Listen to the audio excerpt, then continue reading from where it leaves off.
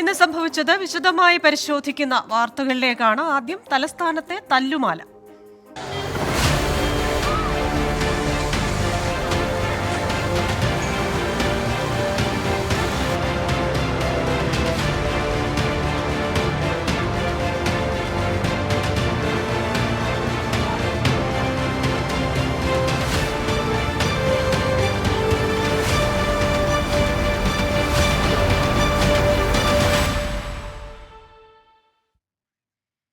നവകേരള സദസ്സിന്റെ സമാപന ദിവസം തുടർച്ചയായുണ്ടായ പ്രതിഷേധ പ്രകടനങ്ങളാൽ തലസ്ഥാന നഗരം സംഘർഷഭരിതമായി. കോൺഗ്രസിന്റെ DGP ഓഫീസ് മാർച്ചിനിടെ സമാനതകളില്ലാത്ത സംഭവങ്ങളാണ് ഉണ്ടായത്. മുതിർന്ന നേതാക്കൾ പ്രസംഗിച്ചുകൊണ്ടിരിക്കുമ്പോൾ പോലീസ് കണ്ണീർവാതക ഷെല്ലുകൾ പ്രയോഗിച്ചു. പോലീസിന് നേരെ അരമണിക്കൂറിലേറെ തുടർച്ചയായ കല്ലേറുണ്ടായി. ശാരീരിക അസ്വസ്ഥതകൾ അനുഭവപ്പെട്ട KPCC അധ്യക്ഷൻ K സുധാകരനെ ആശുപത്രിയിലേക്ക് മാറ്റി. പോലീസ് തന്നെ ലക്ഷ്യമിട്ട് നടത്തിയ ആക്രമണമാണെന്ന് K സുധാകരൻ ആരോപിച്ചു. പോലീസിനെ വിമർശിച്ച് പ്രതിപക്ഷ നേതാവ് VD Satheesan, Ramesh Chennithala, MPമാരായ K Muraleedharan, Sasi Tharoor, Mathew Kuzhalnadan MLA എന്നിവരും രംഗത്തെത്തി. കോൺഗ്രസ് ശ്രമിച്ചത് കലാപത്തിനെന്ന് LDF കൺവീനർ EP ജയരാജനും തിരിച്ചടിച്ചു. ഒരു പ്രകോപനവും ഇല്ലാതെയാണ് ഈ സംഭവം നടത്തിയത് എന്നതാണ് ഇതിന്റെ ഏറ്റവും വലിയ പ്രത്യേകത. കായികമായി നേരിട്ട് കൊണ്ടല്ലേ അവർ പോകുന്നത്, ഗുണ്ടകളെ വെച്ചല്ലേ നടക്കുന്നത്. ഞങ്ങൾ എല്ലാവർക്കും പാർലമെന്ററി പ്രിവിലേജും ഇമ്മ്യൂണിറ്റി ഒക്കെ ഉണ്ട്. MPമാരാണ്. ആ 6 MPമാരും 4-5 MLAമാരും ഒക്കെ ഇരിക്കുന്ന ഒരു വേദിയിൽ ഒരു കാര്യമില്ലാണ്ട് ടിയർ ഗ്യാസ് അടിക്കാൻ പാടും. അത് മാത്രമല്ല ഭയങ്കര ഹൈഗ്രേഡ് ആയിരുന്നു. ഭയങ്കരമായ ശ്വാസം മുട്ടലുണ്ടായി. ഒരു പ്രകോപനവും ഇല്ലാതെ ഈ ജാഥ വന്ന് യോഗം തുടങ്ങുകയായിരുന്നു. സംശയമില്ല, യാതൊരു പ്രകോപനവും ഇല്ലാതെയാണ് ഇപ്പോൾ ടിയർ ഗ്യാസും ജലപീരങ്കിയും അടിച്ചത്. അദ്ദേഹം അനാരോഗ്യത്തിലാണെന്ന് അറിയാവുന്ന ഇന്നത്തെ സർക്കാർ അദ്ദേഹത്തെ ലക്ഷ്യമിട്ട് നടത്തിയ ഒരു ആസൂത്രിതമായ അക്രമമാണ് എന്ന് ഞാൻ സംശയിക്കുകയാണ്. കോൺഗ്രസ് യൂത്ത് കോൺഗ്രസ് പ്രകടനം ആരംഭിക്കുന്നത് തന്നെ റോഡ് മുഴുവൻ അഴിഞ്ഞാടിക്കൊണ്ടാണ്. ഒരു തരത്തിലുള്ള ഭ്രാന്ത് പിടിച്ച നിലയിലുള്ള പ്രകടനമായി DGP ഓഫീസിന് മുമ്പിലേക്ക് എത്തുന്നത്. യുവമോർച്ച നടത്തിയ സെക്രട്ടേറിയറ്റ് മാർച്ചും സംഘർഷത്തിൽ കലാശിച്ചു. പ്രവർത്തകർ ടയർ കത്തിച്ചു വലിച്ചെറിഞ്ഞു. പൂജപ്പുര സരസ്വതി മണ്ഡപം CPIM കയ്യേറിയെന്നാരോപിച്ച് BJP പ്രവർത്തകർ നേമം നവകേരള സദസ്സിലേക്ക് പ്രതിഷേധ മാർച്ച് നടത്തി. അതിനിടെ മഹിളാ മോർച്ച പ്രവർത്തകർ DGPയുടെ വസതിയിൽ പ്രതിഷേധിച്ച സംഭവത്തിൽ 3 പോലീസുകാരെ സസ്പെൻഡ് ചെയ്തു. വിവരങ്ങളുമായി തിരുവനന്തപുരത്ത് നിന്ന് സലീം മാലിക്കാണ് ചേരുന്നത്. സലീം മാലിക്, നവകേരള സദസ്സിന്റെ അവസാന ദിവസവും സംഘർഷഭരിതമായിരുന്നു. തലസ്ഥാനം ഒരു യുദ്ധക്കളമായി മാറിയെന്ന് തന്നെ പറയേണ്ടിയിരിക്കുന്നു. ഇത് തന്നെ ലക്ഷ്യമിട്ടുള്ള ആക്രമണമാണെന്ന് K സുധാകരൻ പറയുന്നു. അതായത് വർഷങ്ങൾക്ക് മുമ്പുള്ള കുടിപ്പക, കോളേജ് കാലത്തെ കുടിപ്പക മുഖ്യമന്ത്രി തീർക്കുന്നുവെന്നാണ് അദ്ദേഹം പറഞ്ഞു വെക്കുന്നത്. ലോക്സഭാ സ്പീക്കർക്ക് പരാതി നൽകി. മൊത്തത്തിൽ യുവമോർച്ചയുടേതടക്കം പ്രതിഷേധങ്ങൾ ഉണ്ടായിരുന്നു. ഇന്നത്തെ ദിവസത്തെ സംഭവങ്ങളുടെ ഒരു സംഗ്രഹം.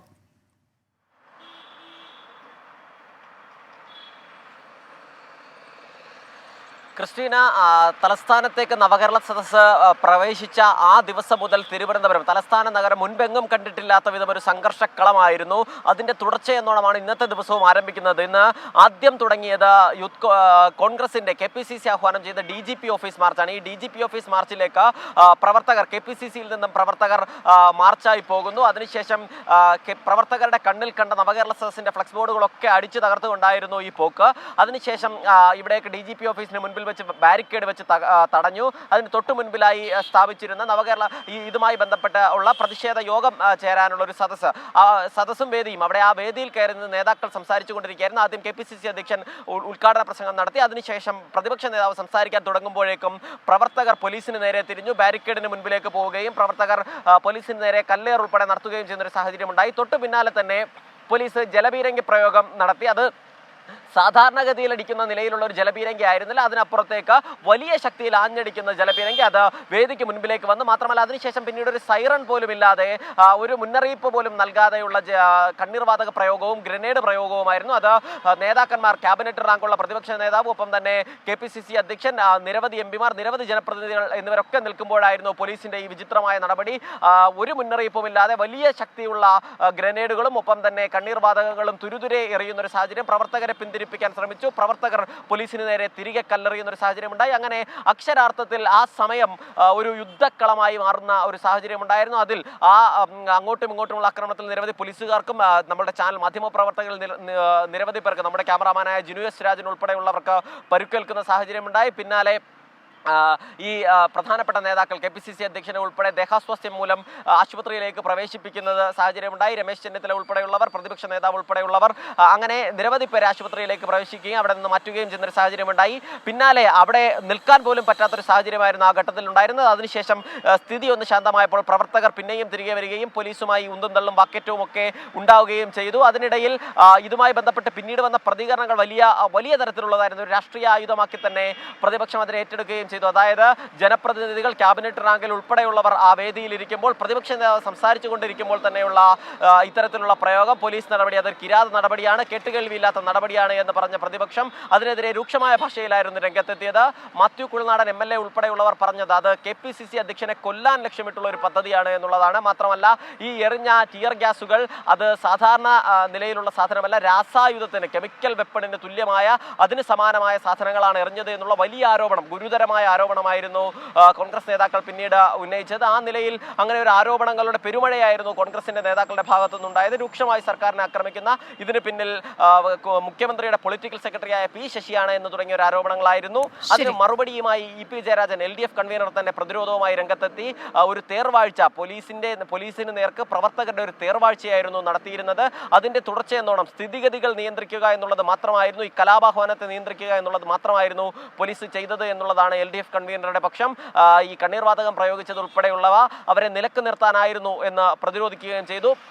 അതിനുശേഷം തൊട്ടു പിന്നാലെ തന്നെ യുവമോർച്ചയുടെ സെക്രട്ടേറിയറ്റ് മാർച്ചുണ്ടായിരുന്നു. അതും സമാനമായി തന്നെ വലിയ നിലയിൽ ഒരു സംഘർഷത്തിലേക്ക് കലാശിച്ചു. പ്രവർത്തകർ എണ്ണത്തിൽ കുറവായിരുന്നെങ്കിലും വലിയ നിലയിൽ പോലീസിനെതിരെ പ്രകോപനം സൃഷ്ടിക്കുന്ന ഒരു സാഹചര്യമുണ്ടായി.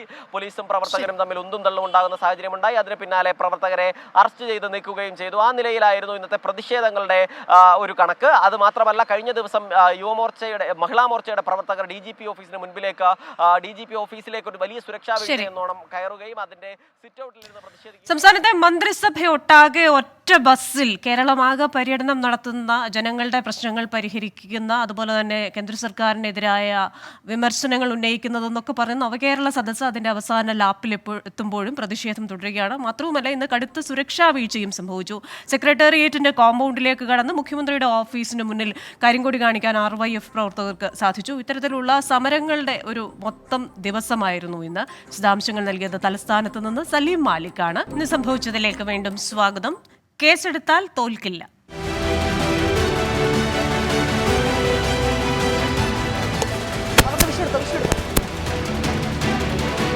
ഒരു സർക്കാർ വിരളി പിടിച്ച് എവിടെ എത്തിയിരിക്കുന്നു എന്നതിൻ്റെ ഏറ്റവും വലിയ ഉദാഹരണമാണ്.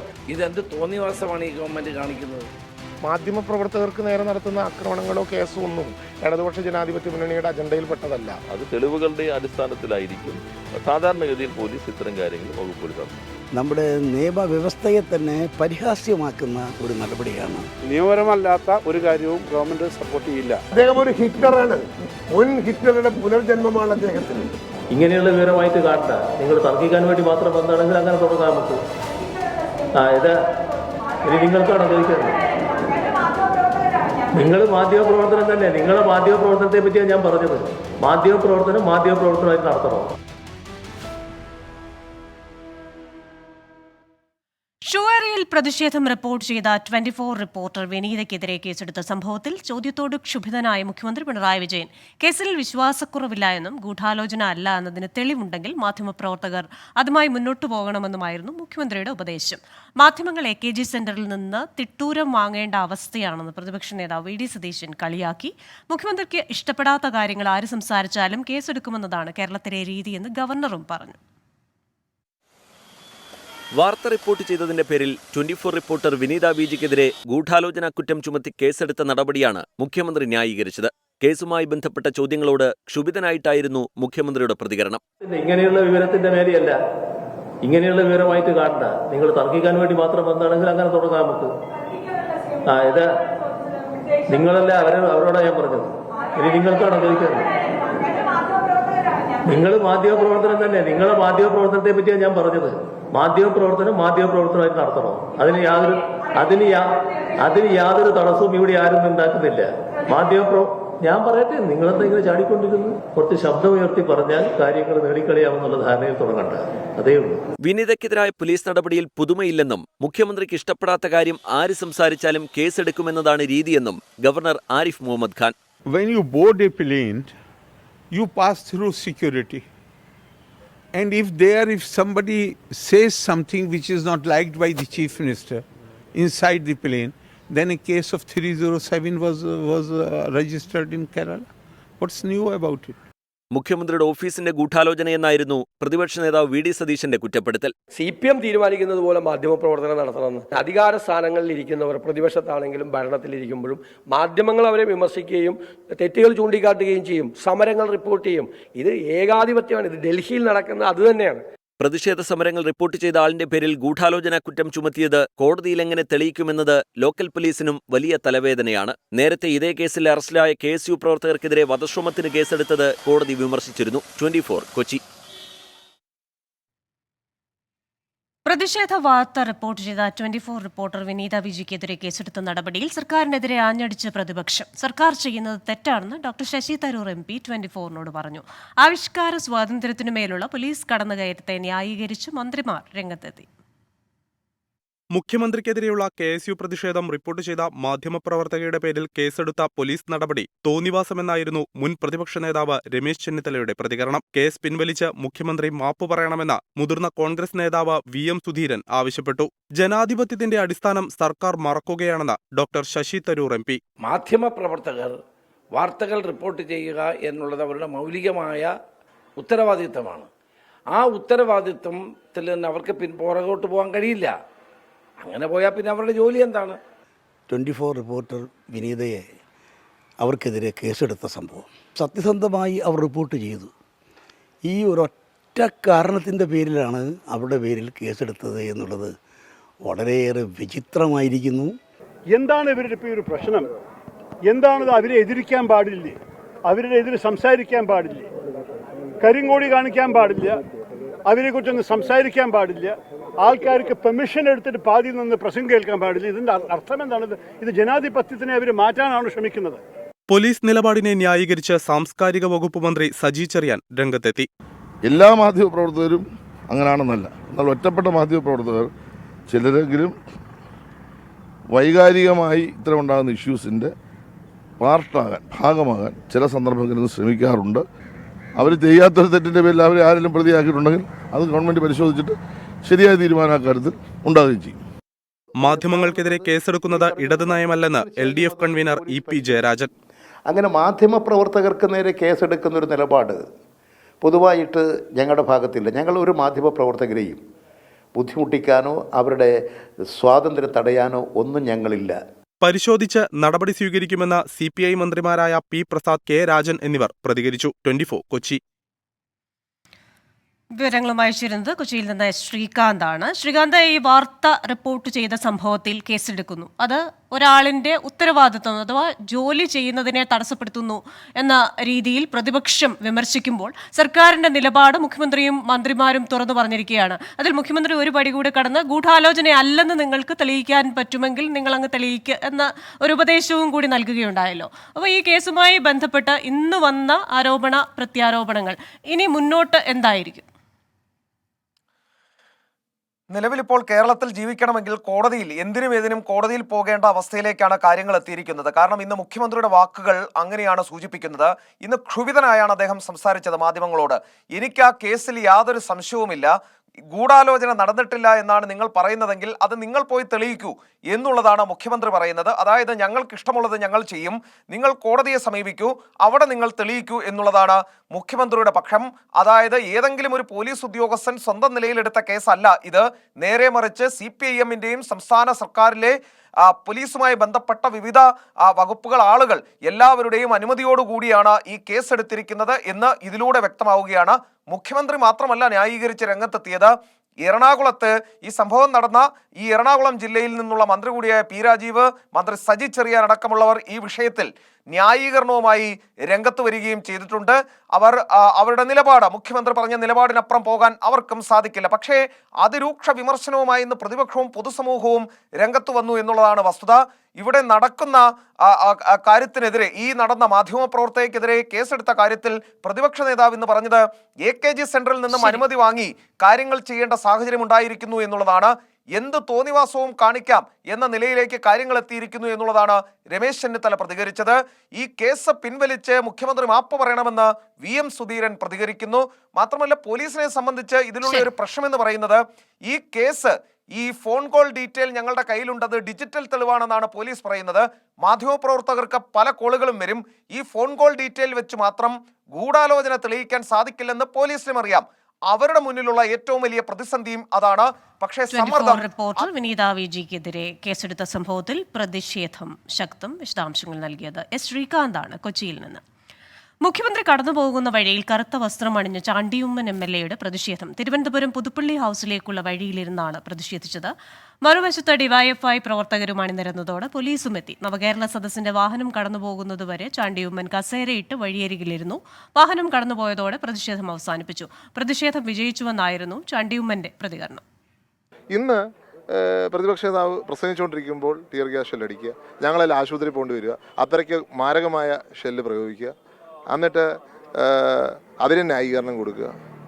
ഇവിടെ കറുപ്പിട്ട ഒരാളിനെ കാണാൻ വന്നു, അയാളോട് പറയാണ് കറുപ്പിട്ട് നിൽക്കാൻ പറ്റത്തില്ല. എന്താ രാജ്യം ഇത്? വിവരങ്ങളുമായി ഷഫീദ് റാവുത്തറാണ് ചേരുന്നത് തിരുവനന്തപുരത്ത് നിന്ന്. ഷഫീദ്, ഇന്ന് രാവിലത്തെ യൂത്ത് കോൺഗ്രസിന്റെ പ്രതിഷേധങ്ങളൊക്കെ ഉണ്ടായിരുന്നു. അതിനുശേഷം ഒരു ഒറ്റയാൾ പ്രതിഷേധം കൂടി നടത്തിയിരിക്കുകയാണ് ചാണ്ടിയുമ്മൻ. അത് വിജയകരമായി പ്രതിഷേധം എന്ന് അദ്ദേഹം തന്നെ പറയുന്നുമുണ്ട്. എന്താണ് അവിടെ സംഭവിച്ചത്? ക്രിസ്ത്യന, പുതുപ്പള്ളി ഹൗസിൽ നിന്ന് ജഗതിയിലെ പ്രധാന റോഡിലേക്ക് ഇറങ്ങുന്ന വഴി വഴിയായിരുന്നു മുഖ്യമന്ത്രി പൂജപ്പുരയിലെ നവകേരള സദസ്സിന് എത്തേണ്ടത്. ഇവിടെയാണ് മുഖ്യമന്ത്രി എത്തുന്നതിന് 3/4 മണിക്കൂർ മുൻപ് ചാണ്ടി ഉമ്മൻ നിലയുറപ്പിച്ചത്. കറുത്ത വസ്ത്രങ്ങൾ അണിഞ്ഞായിരുന്നു ചാണ്ടി ഉമ്മൻ അവിടെ ഇരിപ്പ് തുടർന്നത്. ചാണ്ടി ഉമ്മൻ പറഞ്ഞത് തന്റെ സഹപ്രവർത്തകരായ ഒരാൾ, അദ്ദേഹം കറുത്ത വസ്ത്രം തടഞ്ഞ് ഇവിടെ എത്തിയപ്പോൾ പോലീസുകാർ തടഞ്ഞു, അദ്ദേഹത്തെ അവിടെ നിന്ന് മാറ്റി. മാത്രവുമല്ല, ഈ KPCC മാർച്ചിനെതിരെ അടക്കം പോലീസ് സ്വീകരിച്ച അതിക്രമ നടപടി, ഇതിനെതിരെയാണ് തന്റെ സമാധാനപരമായിട്ടുള്ള പ്രതിഷേധം എന്നുള്ളതായിരുന്നു. മുഖ്യമന്ത്രിയുടെ വാഹനം അതേ റൂട്ടിൽ തന്നെ കടന്നുപോയി. അവസാന കോൺവേ വാഹനവും പോകുന്നതുവരെ ചാണ്ടി ഉമ്മൻ വഴിക്കരികിൽ അതേ രീതിയിൽ തന്നെ ഇരുന്നു. മാത്രമല്ല, പോയതിനു ശേഷം ചാണ്ടി ഉമ്മന്റെ പ്രതികരണം തന്റെ സമരം വിജയിച്ചു. മാത്രമല്ല, നവകേരള സദസ്സിനെതിരെ കറുത്ത വസ്ത്രമണിഞ്ഞ് ചാണ്ടിയുമ്മന്റെ ഒറ്റയാൾ പ്രതിഷേധം. വിവരങ്ങൾ നൽകിയത് ഷഫീദ് റാവുത്തറാണ് തിരുവനന്തപുരത്ത് നിന്ന്. സമാപന ദിനത്തിലും പ്രതിഷേധത്തിൽ മുങ്ങി നവകേരള യാത്ര.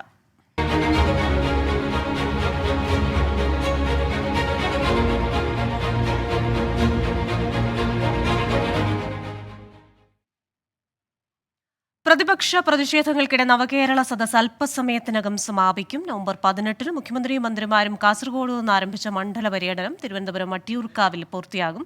സംസ്ഥാന സർക്കാരിന്റെ നേട്ടങ്ങളും കേന്ദ്ര സർക്കാരിന്റെ അവഗണനയും ജനങ്ങളിലേക്ക് എത്തിക്കുക എന്നതായിരുന്നു പ്രഖ്യാപിത ലക്ഷ്യം. പ്രതിപക്ഷ യുവജന സംഘടനകളുടെ പ്രതിഷേധങ്ങൾക്കും സംഘർഷങ്ങൾക്കും ഇടയിലൂടെയാണ് മന്ത്രിസഭ തിരുവനന്തപുരത്ത് എത്തിയത്. വിവരങ്ങളുമായി VA ഗിരീഷ് ചേരുന്നു തിരുവനന്തപുരത്ത് നിന്ന്. ഗിരീഷ്, നവംബർ 18 മന്ത്രിസഭ ഒന്നാകെ ഒറ്റ ബസ്സിൽ കേരളം മുഴുവൻ എല്ലാ മണ്ഡലങ്ങളിലൂടെയും പര്യടനം നടത്തുന്നു. അതിന്ന് സമാപനത്തിലേക്ക് എത്തിച്ചേർന്നിരിക്കുന്നു. സമാപന സമ്മേളനം അല്പസമയത്തിനകം ആരംഭിക്കുമല്ലോ. ഏത് രീതിയിലാണ് ചടങ്ങുകൾ നടക്കുക? ഇതിനിടയിലും പ്രതിഷേധത്തിനുള്ള ഒരു സാധ്യതയുണ്ടോ? ക്രിസ്ത്യന, കഴിഞ്ഞ മാസം 18 മഞ്ചേശ്വരത്ത് നിന്ന് ആരംഭിച്ച നവകേരള സദസ്സ് ഇന്ന് ഇപ്പോൾ വട്ടിയൂർക്കാവിൽ സമാപിക്കുകയാണ്. വട്ടിയൂർക്കാവിൽ സമാപന സമ്മേളനം തുടങ്ങിക്കഴിഞ്ഞു. മുഖ്യമന്ത്രി ഉൾപ്പെടെയുള്ള മന്ത്രിമാർ അല്പസമയത്തിനകം തന്നെ ഇവിടേക്ക് എത്തും. ഇപ്പോൾ റവന്യൂ മന്ത്രി K. രാജൻ സംസാരിച്ചു കൊണ്ടിരിക്കുകയാണ്. നേരത്തെ നവകേരള സദസ്സിൽ എന്തൊക്കെയാണോ സർക്കാർ ഉദ്ദേശിച്ചത്, അതായത് സംസ്ഥാനത്തിന് എതിരായിട്ടുള്ള കേന്ദ്രത്തിന്റെ നിലപാടുകൾ, സംസ്ഥാനത്തെ വരിഞ്ഞുമുറക്കുന്ന സാമ്പത്തിക നിലപാടുകൾ, അതോടൊപ്പം തന്നെ പ്രതിപക്ഷത്തിന്റെ വികസന വിരുദ്ധ സമീപനം, ഇവയെല്ലാം ജനങ്ങളുടെ മുമ്പിൽ അവതരിപ്പിക്കുക എന്നുള്ളതായിരുന്നു നവകേരള സദസ്സിന്റെ ഏറ്റവും പ്രധാനപ്പെട്ട ലക്ഷ്യം. ഈ ലക്ഷ്യം തന്നെയാണ് ഇപ്പോൾ വട്ടിയൂർക്കാവിലെ നവകേരള സദസ്സ് സമാപന സമ്മേളന വേദിയിൽ നിന്നും വിശദാംശങ്ങൾ നൽകുകയായിരുന്നു VA ഗിരീഷ്. ഇന്ന് സംഭവിച്ചത് ഇവിടെ പൂർണ്ണമാവുകയാണ്.